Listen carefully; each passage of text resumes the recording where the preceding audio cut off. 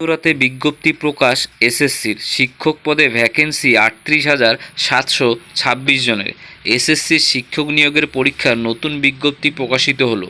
নতুন নিয়োগ বিধিও প্রকাশ করা হয়েছে। বৃহস্পতিবার মধ্যরাতে ওই গেজেট ও নিয়োগ বিজ্ঞপ্তি প্রকাশ্যে এসেছে। নবম, দশম এবং একাদশ দ্বাদশ মিলিয়ে শিক্ষক পদে মোট ভ্যাকেন্সি রয়েছে ৩৮,৭২৬। এর মধ্যে নবম দশম শ্রেণীর শিক্ষক পদে শূন্যপদ রয়েছে ২৩,২১২ জন। একাদশ দ্বাদশের ক্ষেত্রে এই সংখ্যাটা ১২,৫১৪। নয়া বিধি অনুসারে জোর দেওয়া হয়েছে শিক্ষার পূর্ব অভিজ্ঞতা এবং ক্লাস নেওয়ার দক্ষতার উপরে।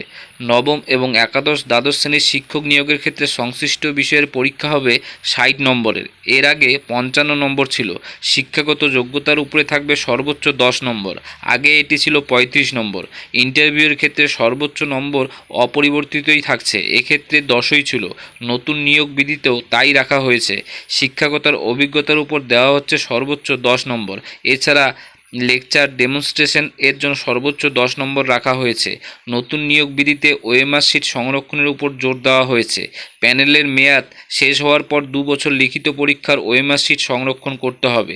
তারপরে সেগুলিকে নষ্ট করা যেতে পারে। তবে ওএমআর শিটের স্ক্যান করা কপি প্যানেল মেয়াদ শেষের পর ১০ বছর পর্যন্ত সংরক্ষিত হবে বলে জানিয়েছে পশ্চিমবঙ্গ স্কুল সার্ভিস কমিশন। ২০২৫ সালের ১লা জানুয়ারি হিসেবে ৪০ বছর বয়স পর্যন্ত নিয়োগের জন্য আবেদন জানাতে পারবেন চাকরি প্রার্থীরা। সংরক্ষিত প্রার্থীরা নির্ধারিত নিয়ম অনুসারে ছাড় পাবেন।